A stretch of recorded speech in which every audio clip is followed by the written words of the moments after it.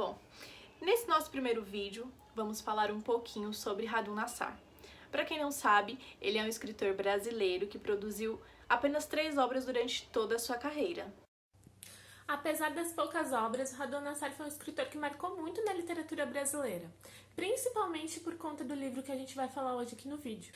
O fato dele abordar temas muito polêmicos para a época foi o que fez ele ter muito destaque no mercado literário. Então, foi em 1975 que foi lançado Lavoura Arcaica.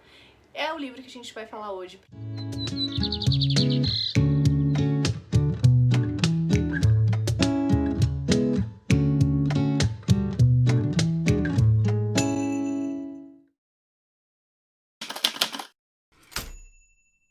Vamos começar a nossa análise pelo título do livro.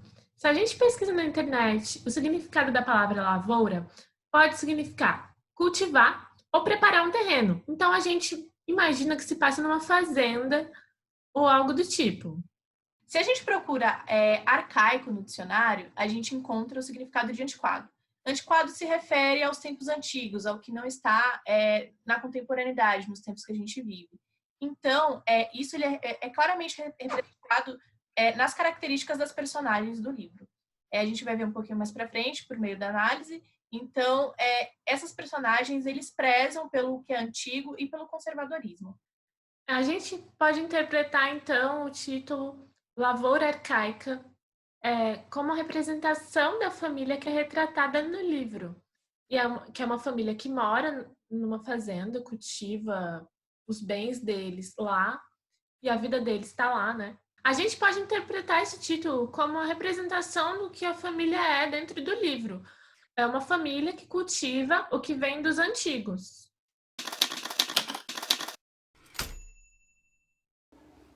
Para a gente entender um pouquinho como Radu Nassar traz essas referências bíblicas, a gente vai ler um trecho para vocês, para vocês terem um pouquinho de noção de como que é essa narrativa dele.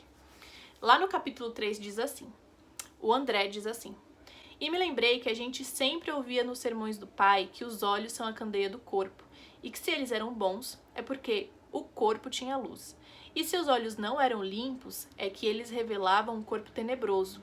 E eu ali, diante de meu irmão, respirando um cheiro exaltado de vinho, sabia que meus olhos eram dois caroços repulsivos, mas nem liguei que fossem assim. Eu era confuso e até perdido." Bom, até aqui. A gente consegue, deixa eu ler para vocês, achar essa referência na Bíblia. Em Lucas, capítulo 11, versículo 34. Lá diz assim: "Os olhos são a candeia do corpo. Quando os seus olhos forem bons, igualmente todo o seu corpo estará cheio de luz. Mas quando forem maus, igualmente o seu corpo estará cheio de trevas." Então é claramente, né, uma passagem bíblica que ele coloca para a gente ter uma ideia de quão religioso a família do André era, né? Porque ele lembrou disso enquanto ele sentia que os olhos dele não eram bons. Isso. Então, trazendo a história para vocês, situando vocês dentro do contexto da história, logo quando a gente começa a ler, a gente se dá de cara com o André. André fugiu de casa. A história dele se assemelha muito com a parábola do filho pródigo, que abandona a família em busca de um novo rumo. Então, em volta da história de André que tudo vai acontecer, em volta dos sentimentos dele e que ele se depara com os questionamentos e várias coisas que, inclusive, é um tema muito polêmico, né, Nath? Alice, além dessa referência religiosa, a presença da religião ela é muito forte na obra como um todo, né? O André, ele pertence a uma família de libaneses e eles são extremamente conservadores e prezam por seguir esses costumes. O André é uma pessoa muito confusa e ele chega em um momento a linkar essa questão da sexualidade dele com a questão da família. Ele é tão apegado à família, esse negócio de ficar cheirando as roupas dos familiares e de ser muito grudado com a mãe dele e de achar que ele depende daquilo de alguma maneira para viver de todos os familiares dele e da família dele. E essa construção no livro é muito legal que a gente vê no momento, assim, no decorrer do livro, essa ligação A gente percebe que esse desejo sexual, esse afloramento da sexualidade vai sendo desenvolvido conforme o passar do livro, até acontecer a questão do incesto, que ele acaba se relacionando com a irmã dele, a Ana, e a gente vê essa presença da sexualidade muito forte na personagem do André.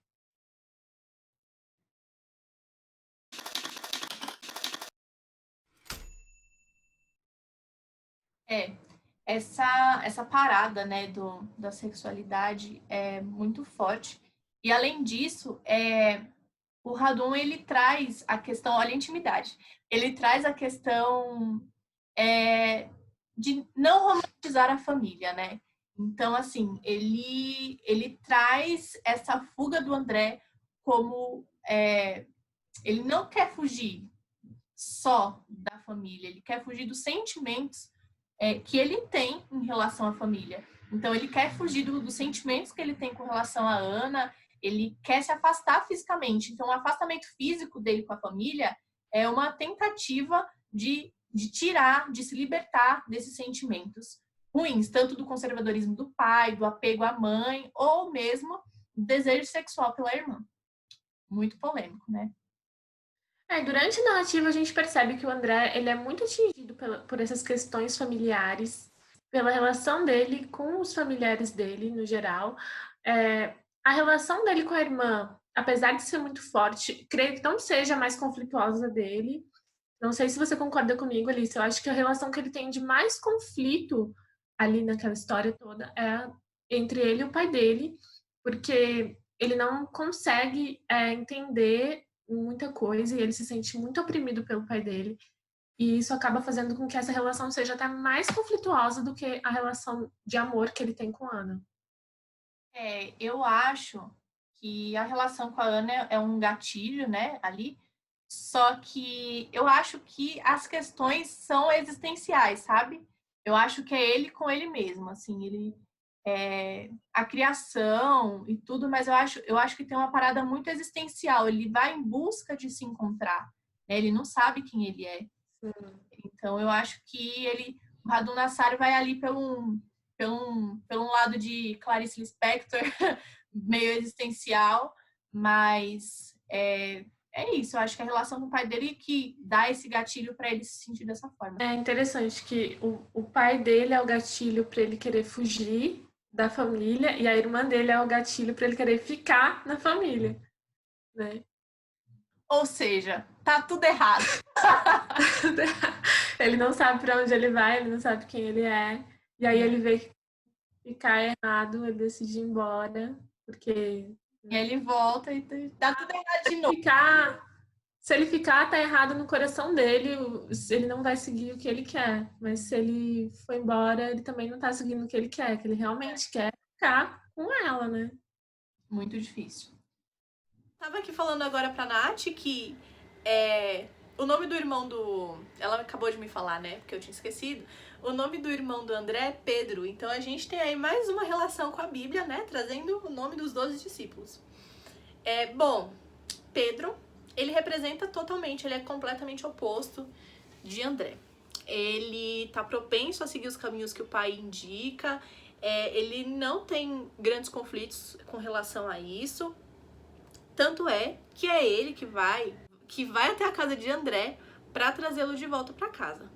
Então, quando o André ele descobre a vida, os prazeres da vida fora daquele contexto familiar, ele reluta muito contra os desejos da carne. Ele reluta muito. Porque longe da família, ele achou que o problema era a família. Mas longe da família, ele comete os mesmos pecados. Na verdade, ele comete os pecados que ele quiser longe da família. Então, a gente tem aí um paralelo com a realidade, né? A gente sabe que existem situações assim. Então, a gente consegue enxergar a temporalidade aí de Radun Nassar, né? Por meio desse conflito do André. É interessante a gente perceber como essa questão da sexualidade é tão forte no André e faz com que ele perca o rumo muitas vezes e perca a questão da racionalidade, né? Ele não é racional nas atitudes dele por conta desse desejo, desse afloramento sexual que é desenvolvido no decorrer do livro. Bom, cabe lembrar, nesse momento, que toda a narrativa é contada por André. Sempre a gente tá tendo a visão dele da história, né? É o lado dele. Não existe a voz da irmã, a voz do pai, a voz do irmão, não. É sempre pela perspectiva dele. Então, como a Nath falou do incesto, quando a gente traz essa temática, é importante a gente lembrar que pode ser que Ana correspondesse a ele, mas a gente não sabe se ele induziu ela a cometer aquilo, se foi recíproco, se ela realmente estava apaixonada. Então, ele deixa, né, o escritor aí, o Radu Nassar, ele deixa esse questionamento pro leitor, né? Então, é a partir dos desdobramentos da história que a gente tenta entender e chegar numa conclusão sobre essa polêmica tão forte. Tem um capítulo do livro que é muito polêmico e até hoje a gente não tem certeza, que é a questão do André ter abusado sexualmente do irmão mais novo.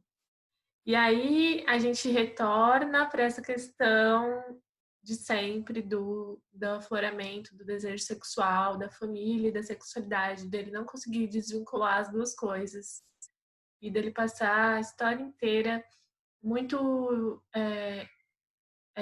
ligado nessa questão da sexualidade, do desenvolvimento, do descobrimento do próprio corpo e do próprio ser. Né? O caráter do personagem, do André, ficou em aberto. Porque a partir do momento que ele é colocado como um possível abusador de uma criança, a gente já não sabe, não tem certeza se ele estava sendo apenas levado como retratado como um adolescente que está descobrindo a vida e tudo mais, descobrindo a sexualidade, ou se ele está sendo retratado como uma pessoa que abusa desse poder que ele tem de ser um irmão mais velho e tudo mais, para poder se aproveitar sexualmente das pessoas que têm em volta dele. E aí sempre ele tem essa questão da sexualidade com ele. Só que a partir do momento que ele colocou esse trecho, dando a entender que o irmão mais novo de André foi estuprado por André, eu interpretei como uma maneira de mostrar, assim, o caráter dele é duvidoso. E a gente não pode acreditar em tudo que ele fala. Porque ele fala que Ana era super, ultra, mega apaixonada por ele, e essa paixão toda talvez nem existisse, era só uma ligação que ela tinha com ele, ou ela foi seduzida de alguma maneira por ser muito nova, não entendeu direito o que estava acontecendo. O que você acha, Alice? Olha, levando em consideração que eles não tinham contato, assim, eles até tinham contato com outras pessoas, mas que eles viviam num ciclo tão fechado, é capaz que Ana não entendesse que aquilo que eles estavam fazendo era errado, entendeu? Mas assim, que ela tenha se deixado levar por ele, mas dentro desse contexto, esse rigor, né, da família, talvez a gente entenda que Ana ela não estava provocando André, que ela não estava ali, né, se jogando para ele, que o André ele dá essa parada, aquela coisa, né, do homem que a culpa é da mulher. Então, faz isso, sabe? Porque ela me seduz, porque, né, a gente vai ver mais pra Sim, a parada da dança. Então, assim, é sempre ela que tá, assim, ele busca ela porque ela chama ele, né? Mas isso é a visão dele, né? Do narrador André. Então, a gente não tem como saber se isso é verdade ou não. é aquela história, né? Capitu traiu ou não traiu o Bentinho? Porque na percepção de Bentinho, ele é um santo. E a gente vai achar Capitu uma pessoa horrível. Mas se a gente for ver nessa perspectiva, é aquela coisa, né? Você escreve em primeira pessoa, a perspectiva é toda daquela personagem. Então a gente não tem como a gente saber exatamente quais eram as reais intenções. Eu analisei que André não era uma pessoa de bom caráter. Por isso que ele não se importava em se relacionar com a própria irmã e possivelmente, né, ter cometido um abuso com o irmão dele. Ele não. A vida dele era voltada pro sexo, né? Então, assim, ele não conseguia separar nada. Então, assim, depois que ele saiu de casa, ele buscou muitas garotas de programa.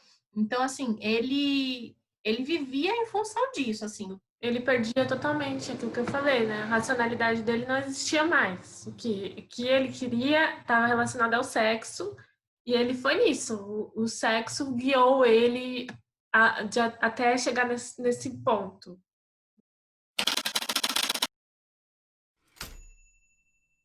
Bom, dito tudo isso, a gente vai estreitar um pouquinho essa relação entre André e Ana, né? Que são irmãos.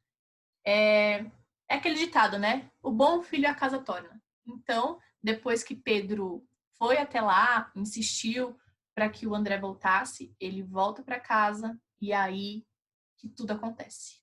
A volta para casa, ela foi bastante importante pro desenrolar da história, principalmente porque serviu para reforçar ainda mais essa relação entre André e Ana, que antes ele estava só falando dela para Pedro sobre o que tinha acontecido antes. E aí, quando ele volta para casa, a gente percebe o clima que fica, né, depois de tudo que aconteceu. E também reforçou a questão dele e a família dele, como que é essa relação. Bom, depois que o André volta para casa, tem uma cena muito belíssima da família inteira reunida jantando juntos. Só que tá aquele climão, né? A gente tem ali uma torta de climão. Mas de toda forma, a família resolve fazer uma festa, né, dentro das culturas deles, para comemorar o retorno do filho. E é nesse momento que muita coisa acontece.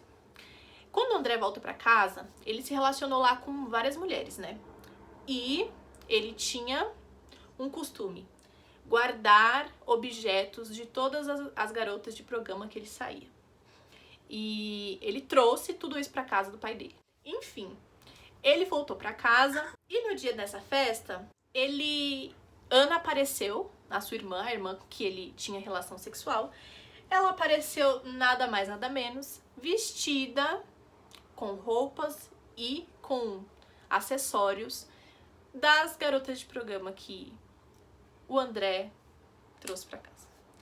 Então a gente tem aí uma parada bem louca, né? Porque não era só o André que tava ali, né? Parece que a Ana também viu aquilo ali, mas ela não, ao meu ver, né, no meu entendimento, ela não sabia que aquilo eram de mulheres com que ele já tinha dormido. Enfim, ela se produziu pro irmão. Essa é a verdade, o contexto geral é isso. Então, no momento que Ana pega os objetos das garotas de programa para poder dançar, André interpreta que ela está utilizando desses artifícios para poder seduzi-lo.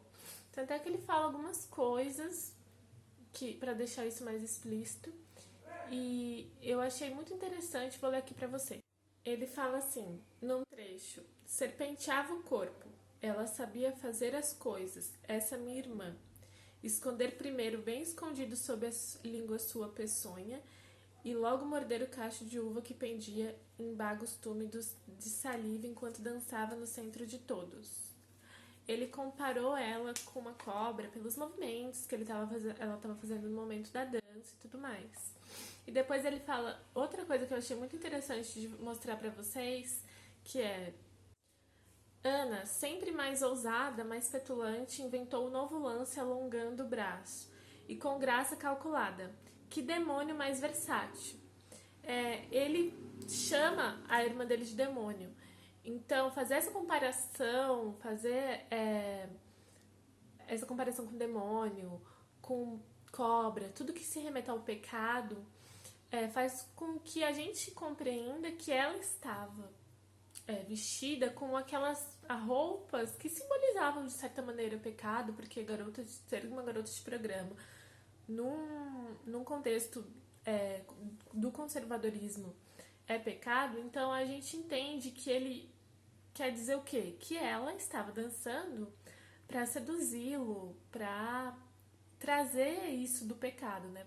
Ela estava dançando para ele porque ela queria sim cometer aquele pecado, que era ela gostava de cometer aquele pecado, como se ela gostasse muito.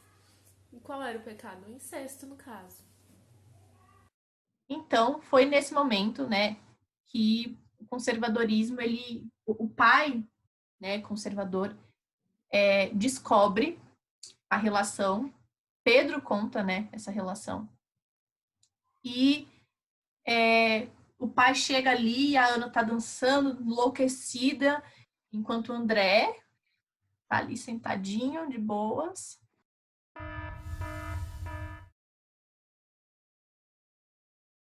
Então, ele descobre, mas adivinhem quem é punido na história, né? Quem é punido na história, Nath? É a mulher, claro.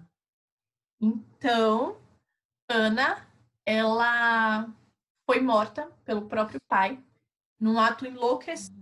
Ele chega, ele vê a sua filha dançando, né? Era assim, a gente consegue ter uma perspectiva disso no livro, mas se você assistir o filme, você tem uma ideia muito geral de como a Ana estava. Ela estava muito entregue àquele rolê, entendeu? Ela estava entregue à festa. Então, as pessoas tentaram parar. Ah, sim, sim. Veio a mãe, veio, tipo, os amigos, a galera que estava ali, e ela não parava de dançar. E aí, o Pedro foi lá, cochichou no ouvido do pai dele, maior fifi, contou a história. Fofoqueira, odeio Pedro, fofoqueira. Ele foi lá e trouxe o pai. Então, o pai veio. Foi com o quê? Que foi com a machadada? Que ele Eu matou. acho que foi um objeto cortante. É, como se fosse um machado. Ele veio e ele simplesmente parou a filha dele da pior forma possível. E ali aconteceu a desgraça e aquela família naquele momento foi destruída, né? Então, a gente vê que essa morte da Ana simbolizou o quê? Que não importava. É aquilo do homem e da mulher, né? É aquela dualidade. Não importa o que o homem faça, não importa o que o homem sinta, não importa o que o homem diga, ele sempre vai estar como uma suposta vítima, ainda mais nesse contexto tão conservador, né? Ele sempre vai ser visto como um que seguiu seus instintos. Era isso que eu acho que foi isso que passou pela cabeça de André no caso. Ah, ele é homem, né? Então, o que que a gente pode interpretar em relação ao filme? Eu acho que por ser uma interpretação do que o André estava narrando, foi totalmente coerente colocar assim. Porque o que aconteceu no momento foi que ele estava falando uma coisa, que era o que ele estava vendo, o que ele estava enxergando, não necessariamente foi o que aconteceu mesmo, mas foi isso. E deu a entender que ela estava muito, né? Ela queria muito, mais do que ele até, que isso acontecesse, deles concretizarem essa relação. E aí, o pai dela matar ela é representação disso, né? Que o homem segue os instintos. O homem, ele tem essa permissão ainda. Ele de fugir dos preceitos religiosos. A mulher, não. Como assim, minha filha, minha filhinha querida mulher, se dispõe a uma situação dessas, né? Ela foi a representação disso, da religião. Sempre foi assim, né? Antigamente era assim também. A mulher que traía era morta. Então, uma mulher que comete um pecado muito grande, ela merece a morte. Foi isso que o pai dela deixou a entender, essa representação do conservadorismo. E a religião se atrelaram muito. E dentro disso, a maior ironia, na verdade, é que o pai que prezava tanto pela família e prezava tanto pelos religiosos, o que ele fez? Ele cometeu o pior dos crimes, né? Porque se estava tendo pecado dentro da casa dele, ok, vamos resolver, vamos parar com esse pecado aí. Mas ele ficou tão fora de si que ele matou a filha. Então, o maior pecado no fim da história não foi de Ana, não foi de André, foi do pai que acabou com uma família inteira com o propósito de cortar o mal pela raiz, né? Essa é a verdade. Então, ele viu a Ana como o mal principal, como a raiz daquele problema, e matando Ana, ele mantinha a família dele de forma adequada. Não sei se é bem isso, mas assim, a gente consegue trazer essa interpretação, né? Porque ele simplesmente, ele não pensou em chamar o André. Cortar o mal pela raiz. Ele só queria cortar o mal pela raiz, como se ela realmente fosse, como o André disse, né? Uma serpente, um demônio dentro da família. Ela era a representação do que era mal, né? E o André acabou saindo ileso nessa história, porque, enfim, por mais que o pai dele ficasse chateado, provavelmente não aconteceu nada com ele. Então, aí aquele homem que sentava à mesa todas as noites na hora do jantar para falar sobre algum versículo da Bíblia, que essa é a maneira mais fácil de descrever o pai de André e Jana, esse homem tão religioso que prezava pelo bem da família, pela união da família, pelos preceitos da família, foi quem acabou destruindo, né, tudo que poderia ser considerado família foi pro ralo por causa dele. E aí a gente termina com essa representação do conservadorismo, né? Ele sempre vai estar à frente. Então, é legal a gente lembrar, né? Vamos lembrar que é tudo ficção, entendeu? A gente está dando aqui um palpite de um livro ficcional. Então, Adão Nassar, ele traz essas paradas que tem, né? A gente sabe que existe na vida real, a gente sabe que existem casos, a gente sabe que sempre tem um paralelo ali com a realidade. Mas é legal a gente lembrar que é ficção, então a gente não está tecendo nenhum tipo de crítica, a gente está simplesmente fazendo uma análise literária de um livro polêmico, né, do século passado, que tem aí uma temática atemporal, né? Porque a gente tem bastante conceitos aí que a gente pode aplicar no momento que a gente vive, né? A gente tem bastante coisa dentro da ficção, principalmente das televisivas, né? Das produções televisivas e fílmicas, a gente tem bastante coisa que trata disso, né? Então, na literatura, isso é muito tabu. Então, imagina só você levar para a sala de aula um livro falando sobre incesto, né? Falando sobre conservadorismo, sobre a família não ser parte principal, não ser aquilo que provém paz para o outro, né? Então, é pesado a gente tratar de assuntos desse jeito, assim, dessa forma. Então, que ele foi um marco, né, no mercado editorial, da literatura e tal, porque não eram temas muito comuns, né, pro período. E a gente sabe que, mesmo que a gente tenha esteja aberto a falar sobre isso, ainda é tabu falar sobre essas coisas, né? Sim, é difícil. Mas é isso. Bom, gente, é isso. Espero que vocês tenham gostado da nossa análise. O objetivo é trazer livros não tão populares, né? Que a gente gosta. Esse livro a gente estudou ele na faculdade, né? E, para quem não sabe, eu e a Nath, a gente estudou junto. Então, a gente fez a análise desse livro, né? Uma disciplina muito legal de literatura brasileira. E é isso. O objetivo é que vocês gostem das nossas análises e que vocês se sintam instigados a ler o livro, né? Espero que vocês tenham gostado e não percam o próximo. É isso, pessoal. Muito obrigada por terem vindo assistir. E se você assistiu até aqui, se inscreva no canal, deixe seu like, siga a gente nas redes sociais, por favor. É isso.